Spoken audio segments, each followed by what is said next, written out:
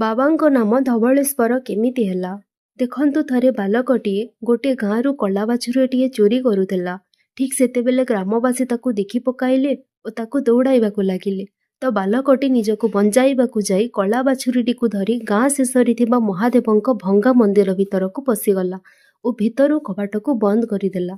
ଭଗବାନଙ୍କୁ ଗୁହାରି କଲା, ଭଗବାନ ମୁଁ ଦୋଷୀ, ହେଲେ ମୋତେ ବଞ୍ଚାଇ ଦିଅନ୍ତୁ। ସେତେବେଳେ ଭଗବାନ ଗୋଟିଏ ସାଧୁ ବେଶରେ ପ୍ରକଟ ହେଲେ ଓ କଳା ବାଛୁରୀକୁ ଧଳା ବାଛୁରୀ କରିଦେଲେ। ପରେ ମନ୍ଦିର ବାହାରେ ପ୍ରକଟ ହେଲେ ଓ ଗ୍ରାମବାସୀଙ୍କୁ ପଚାରିଲେ କ'ଣ ହେଲା ବୋଲି। ଗ୍ରାମବାସୀ ତାଙ୍କୁ ସବୁ କହିଲେ। ତ ସାଧୁ ବେଶଧାରୀ ଭଗବାନ ଶିବ କବାଟଙ୍କୁ ଖୋଲିଲେ ଓ ଗ୍ରାମବାସୀଙ୍କୁ ଜଣାଇଲେ ଯେ ବାଲକଟି ଧରିଥିବା ବାଛୁରୀ ଧଳା ବାଛୁରୀ।